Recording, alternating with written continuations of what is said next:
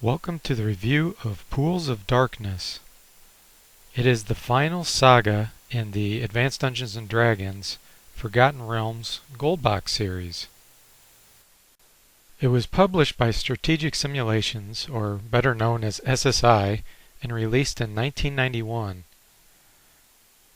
If you haven't already watched my review of Pool of Radiance, Curse of the Azure Bonds, and Secret of the Silver Blades, I recommend you watch those first. The story is a continuation of Secret of the Silver Blades. So the party begins their adventuring in the city of Flan, and they're charged with the task of escorting the council member Sasha on a diplomatic mission. You're basically supposed to kill 4 of Lord Bane's evil lieutenants, who are demons and located in other dimensions. You get there by going through the Pools of Darkness. The game is actually built on the same technology as the Unlimited Adventures game engine. You can see my review of that if you scroll through my video list. One thing you'll notice right away is the font looks different for this game. It isn't as stylish, but it's a heck of a lot easier to read. Like the previous games, you have to create a party, which can consist of up to 6 members. So you can either create them straight if you haven't played the other games, or you can transfer them from Secret of the Silver Blades. Here I'm transferring some of my old characters. One thing I was really impressed about is the fact that I got to keep almost all my items. So even some items that I don't know that are necessarily in this game still transferred, which I thought was fantastic. So if we take a look, we have a magic user, level 14. Once again, gets to keep all their equipment, including Ring of Wizardry, which is an awesome item. We have a dual class Ranger Paladin, which incidentally the human and other race level limitations still applies, just as it did in the previous games. We have a multi-class half-elf Fighter Magic User Thief, who's going to hit some severe limitations in this game because of the level caps. We have a Human Ranger. Even got to keep his Necklace of Missiles and Wand of Paralyzation. And we have a Human Dual Class Fighter Magic User. I also had a Human Cleric in the party. So the game does have copy protection, and it intended that you had the physical journal entry to look up. Here we start in Flan, and take a guess who's greeting us. It's Rolf from Pool of Radiance. Rolf is back. The game engine now features Vga Graphics, which can use a maximum of 256 colors instead of just the standard 16 from EGA. So you explore and walk around just like in the previous games. You can go into shops and purchase things, look at your inventory. There's times where you can get an area view. There's other times where it prevents you from doing that. There's overhead maps, just like before, where you can explore the land. You'll probably notice that a lot of these graphics are repeated in the Unlimited Adventures game, and that's of course because it uses that engine. For instance, this portrait here, you see that all the time, and it's repeated everywhere. So it does get a bit boring seeing the same graphics and portraits everywhere. This graphic, for instance, looks like a general store, but when you go in there to buy stuff, it's actually weapons and armor. Expensive +1 weapons and armor. And we all know +1 equipment pretty much sucks. Look at those prices. Just compare it to the normal prices of equipment that's not magical at all. +1 equipment is pretty much useless at this point in the series. Shopkeepers still have the ability to identify items for you for a hefty fee. The economy in this world is severely screwed up.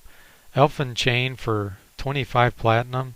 A Ring of Vulnerability, which is cursed, is 200 platinum. And here I have a Girdle of Giant Strength, which gives you 23 strength. Fantastic in this game. And when you try to sell it, guess how much it sells for? 250 platinum. Are you serious? There is one new type of armor in this game, and it's a Helm.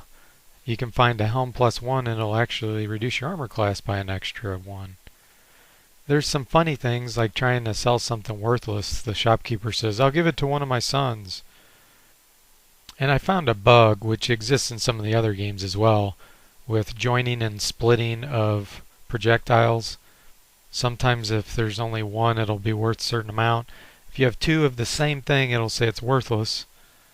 Then you get to 5 and all of a sudden it becomes 1, which is kind of goofy. Another goofy thing is like cloaks of protection won't work unless you have only bracers equipped. So you'll notice this guy, once again, he's from Curse of the Azure Bonds and was in Seeker of the Silver Blades. But this time he actually gets to join your party as an NPC. And one of the cool things is you can actually control him. So you can either control him directly, or you can of course hit the quick option and let the computer control him. But there are a lot of NPCs you're going to be controlling in the game, which is really cool. Red Plume Warriors, Flan Warriors. Here's yet another NPC that joined us. And another.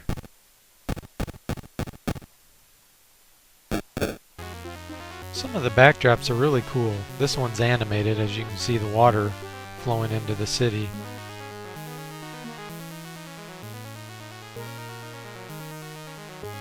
The physical journal entries reappear as the game tells you which one you need to read. And here's what the physical book looks like. This is my copy here.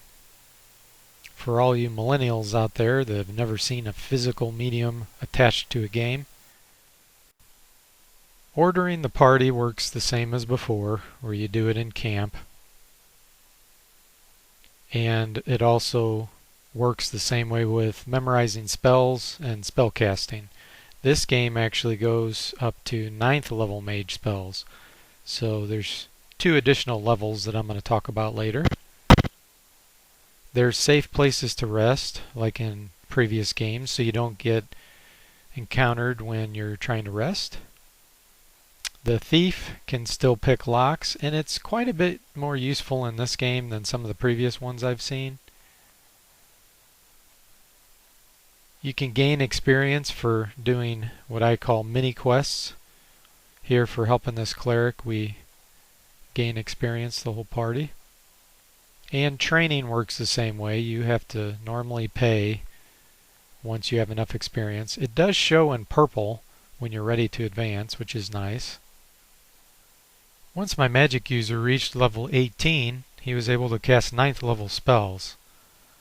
And once I reached level 28, I had all magic user spells learned. There's a lot of game options where you can choose how you either want to do something or what you want to say to someone. Again, classic gold box type functionality. Here we're chasing after someone and running upstairs. The computer takes control and off we go.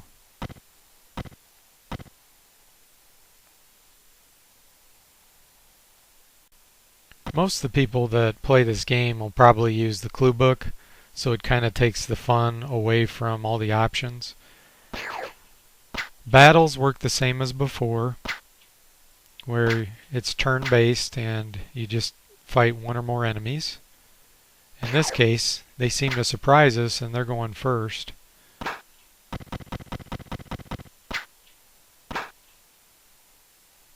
Combat options are the same. You cast spells. Some you have to wait before they go off. others cast instantly. You can attack with melee weapons or ranged weapons. Here we cast Ice Storm. Here's an example of ranged weapons in action.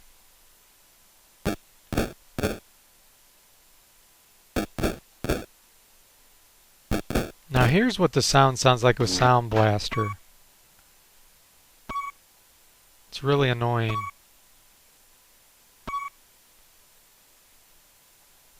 There's outdoor terrain. You can see there's little bridges crossing the rivers here.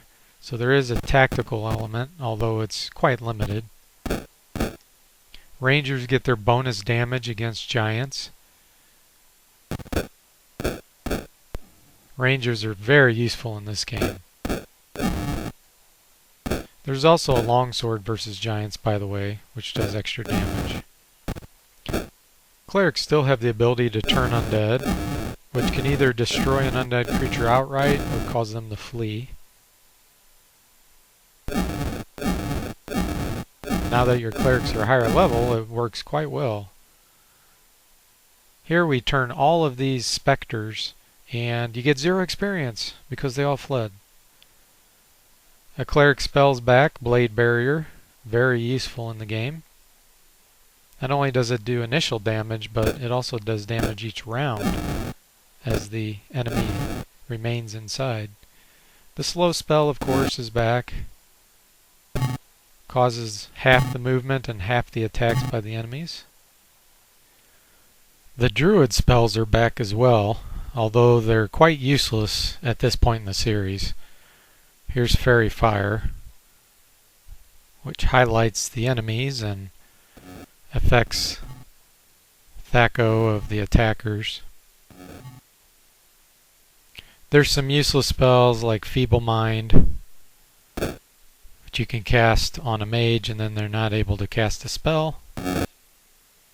Dimension Door is back, which is quite tactical, especially if you have a dual class fighter or a multi-class fighter. Iron Skin in combat, which incidentally doesn't show you the armor class adjustment, which I thought was kind of weird. There's Fire Touch. Here we're casting it in camp and looking at the display magic, and it shows us the effect. Causes extra damage when a melee attacker hits. The infamous Stinking Cloud is back, and overpowered as ever. Of course, remember when an enemy is held or paralyzed in some way, one hit will kill them. Stinking Cloud even works on walking trees. WTF. Every once in a while you'll find an enemy immune to it. You have Hold Monsters, once again, which exists for both clerics and magic users. It allows you to pick specific targets. Power Word Stun, the 7th level magic user spell, is back. Of course, Slay Living, one of my favorites. Kills an enemy outright if they fail their saving throw. Otherwise, it just causes damage. The Poison spell is back, killing an enemy outright. Flesh to Stone, so you can petrify an enemy if they fail their saving throw. We have Disintegrate, which destroys a target if they fail. And then of course Destruction, which you don't get a saving throw against, but it may not work based on magic resistance. Magic Missile, of course. We have Fireball, which is one of the most overpowered spells. And Delay Blast Fireball, which is different than Seeker of the Silver Blades. This just casts instantly, there's no delay, but you can't affect when it goes off. Since it does 1d6 damage per level of the caster, it can get quite ridiculous in this game. Here we're causing 106 damage for each enemy it's hitting if they fail their saving throw. Cone of Cold, the 5th level spell. Very good for taking out enemies in a certain pattern or line. Sometimes it's absolutely awesome, like right here against these basilisks and dracolisks.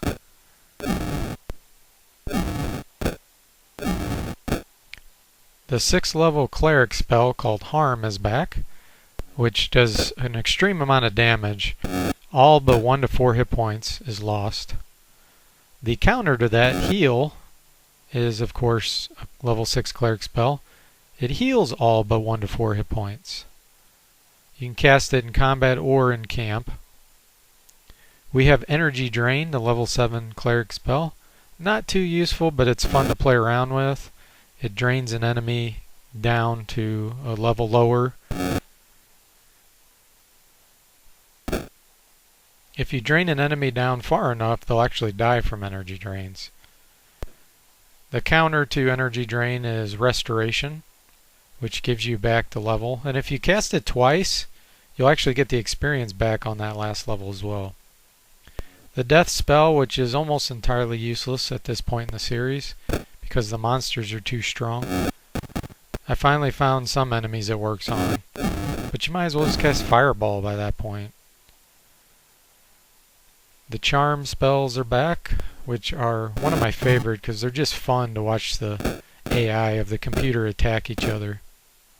Especially on spellcasters, because then they start casting spells at the enemies.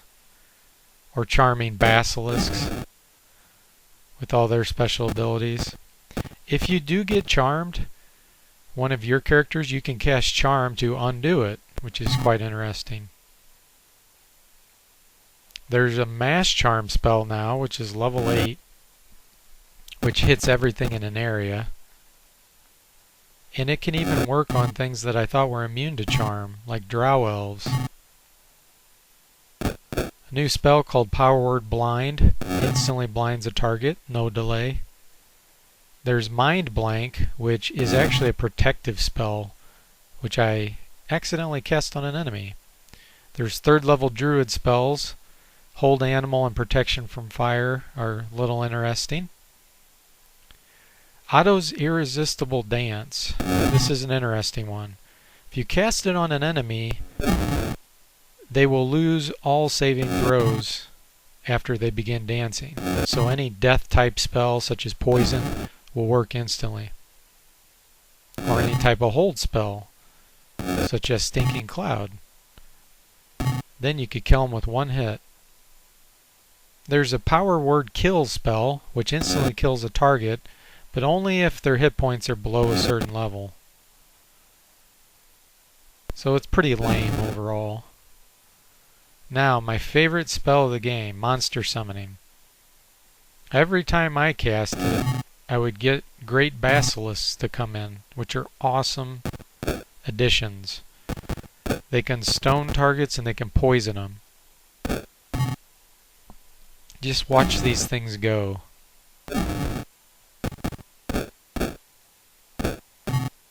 Even poisoned a vampire.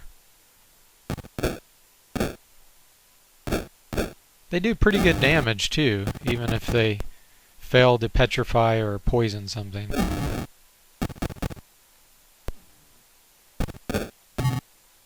Now there are other monsters that can be summoned. It largely depends on where you're at and what the natural terrain is. But for the most part, Great Basilisks were what would come about. Look at that long-range petrification. Another awesome spell is Meteor Swarm, level 9 mage. This thing shoots out 4 meteors, all approximately in the location that you target, and it causes damage to anything in the path, plus when it explodes. So some targets actually get hit multiple times. You can see how it is hitting these cloud giants, even though they're in kind of strange pattern. Takes them out. Here against these minions of Bane, we're causing massive amounts of damage because of how they were oriented on the battlefield. And since it's a 9th level spell, it can hurt almost any enemy unless they're immune or resistant to magic. You do have the ability to use scrolls in combat. Here we're casting an energy drain spell. And scrolls go off instantly, which is fantastic for spells like destruction. No delay. You can also use, of course, healing spells such as Raise Dead from a scroll. And there's many wands in the game. Return of the Wand of Magic Missiles, Wand of Lightning,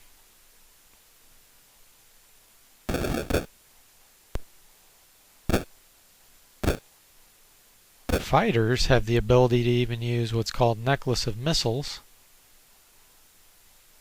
Great for counters to spellcasters before they can get their spells off. Wand of Paralyzation. Now this seemed to suck big time. I could not get this thing to work on anything. Humanoids, monsters, you name it, just would not work. I did find that wands were worth more or less platinum based on how many charges they had. And of course the type of wand. 10,000 for the useless Wand of Paralyzation? Wow. You can cast spells outside of combat in order to prepare for a big battle, for example.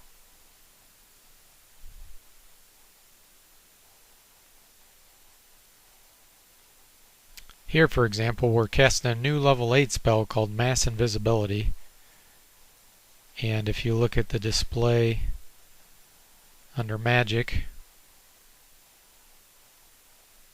we see Invisible Spell.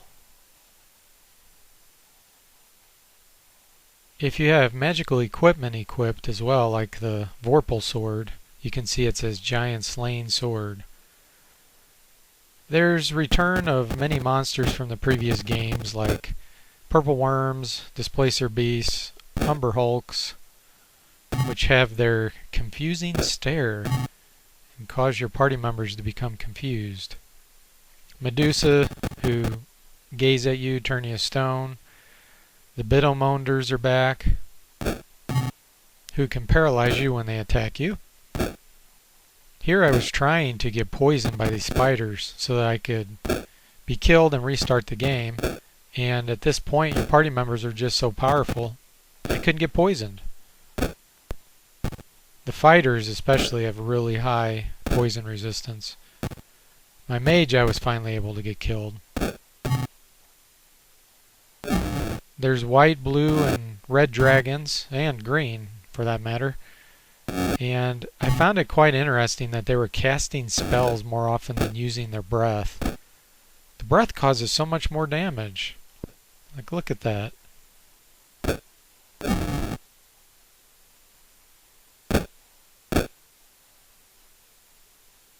Goofy AI. The Rakshasas are back from previous games, who are of course very powerful magic users and immune to almost all magic.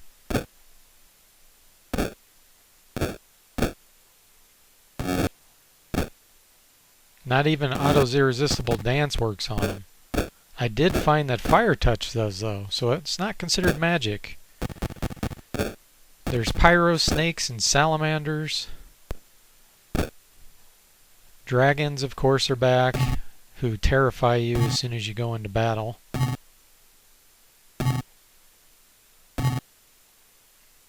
There's a Banshee,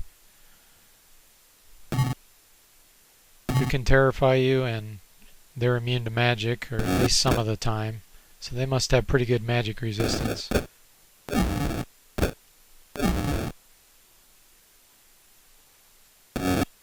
I noticed sometimes Magic Missile didn't even work. Drow, of course, who are very magic resistant. And there's lots of variety in this game. But most of all, there are a lot of mages. All kinds of different types. And they're extremely dangerous, of course. Lots of dangerous clerics as well.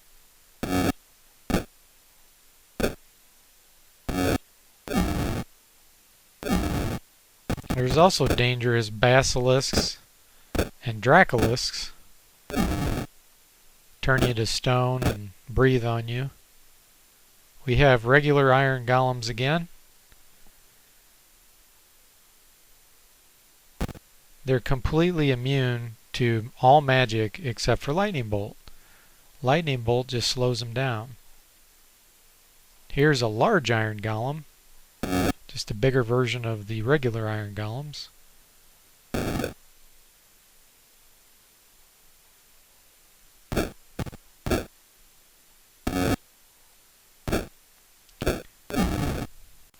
There are some new enemies in this game. Here are some of my favorites. They're called minions of Bane. Very dangerous and powerful creatures. Here's one breathing acid. And here's one that has a special shield. When you attack it, you take double the damage back if you're using a melee weapon.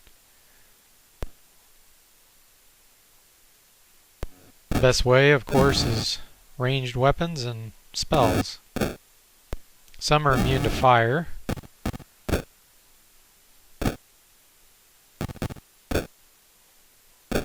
That's where you would use something like Cone of Cold.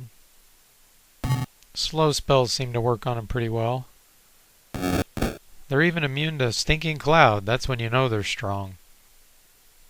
One of the most powerful enemies in the game, of course, is the Beholder, who not only are immune to all magic, but they're extremely deadly with all their ray attacks and spells they can cast.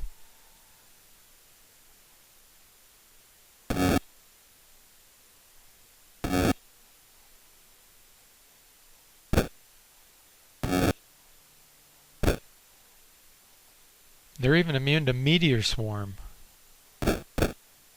Just goes right through them.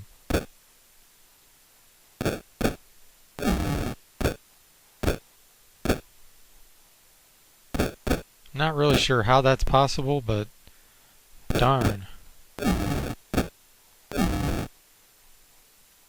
Here's another type of beholder called the Elder Orb. Just get in there with fighters and kill them quickly. Even if you have to get attacked from behind to reach them. There's tough enemy bosses, as I'll call them. Here's Marcus, spellcaster, who has mirror image on him, by the way, in addition to globes of invulnerability. Shield spell. Here he cast fear on me and made me run.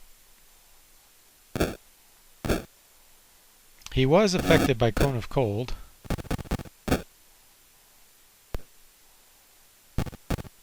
There are quite a few unique enemies in the game, which makes it quite fun.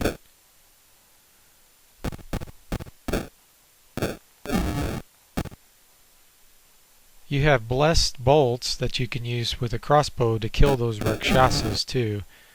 There's various special equipment, such as the Vorpal sword, which beheads enemies. Can even behead vampires and drow that have magic resistance. Even the Rakshasa can be beheaded.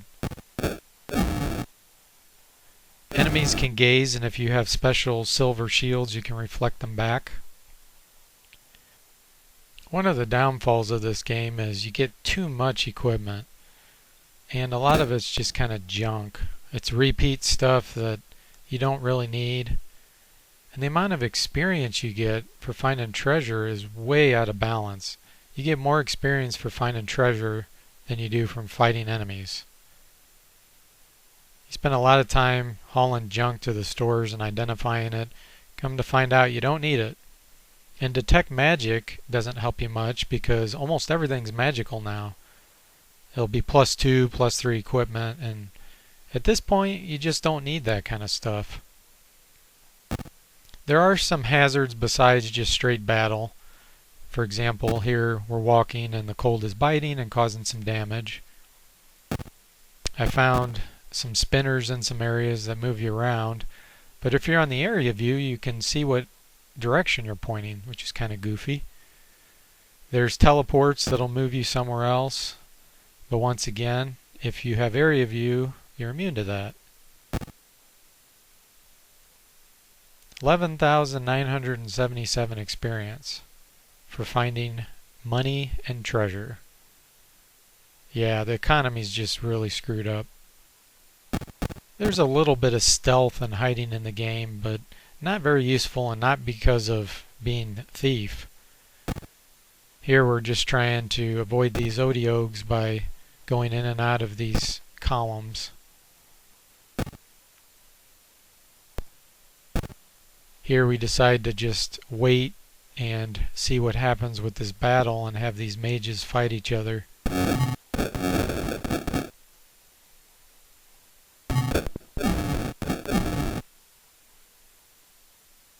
And that's all you had to do. There are some cool tiles or backdrops in the game, and there's actually random places you can encounter in the wilderness, which is cool. Sometimes it's like a mini quest. Other times there's really nothing in a little village. You just walk around and there's nothing to do.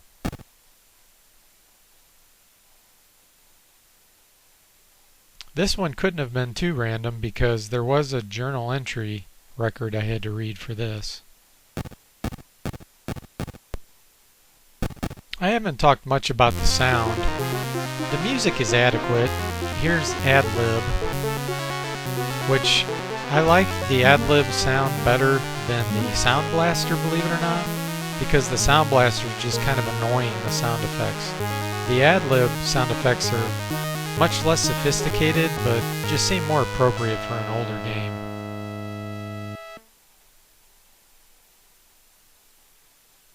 Here we reveal a pool of darkness.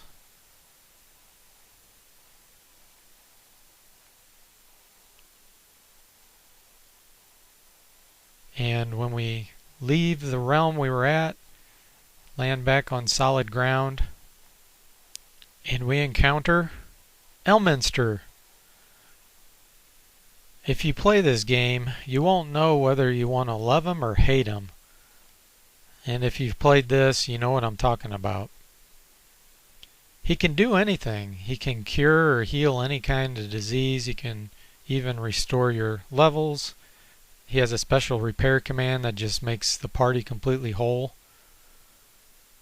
He can even train your party members. I mean, if this guy's this powerful, why doesn't he just go kill all the lieutenants?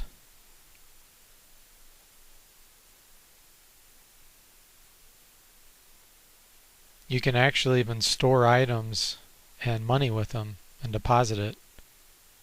There's a good reason for that, because as you pass through a pool, you'll actually lose all your equipment. I found some quirkiness, like Harm says the Iron Golem was diseased, but it was unaffected. The AI is very funny. Look at that cleric. He just missed with a blade barrier. WTF. And I noticed something on those Monder cultists, which I wasn't sure was on purpose or not. If you look closely at the one I've highlighted there, you can see there's like 3 little yellow-greenish blotches. And I started wondering, well, maybe those are supposed to be there like flies or something. If anyone knows, post a comment. One of the downfalls of this game is battle can be quite tedious at times, especially when you have all these ranged attackers. So this is nothing new. That's how all the gold box games were. So in closing, what do I think about this one? Well, there were no new classes. There were a few new spells, but really not too many, and most of them were pretty useless. And the graphic improvement was nice. The sound is about the same or comparable to the other games, in my opinion. Still suffers the problem of economics and treasure overload. There were quite a few funny things in the game, which I did enjoy, made me laugh. There were enough new enemies to keep the game interesting as well. So overall, I do recommend the game. It's not my favorite in the series by any means, but it does have enough to make it interesting. And this one is quite long. There's quite a few different things to do. So that wraps up this review of Pools of Darkness. I hope you enjoyed it, and I'll see you next time.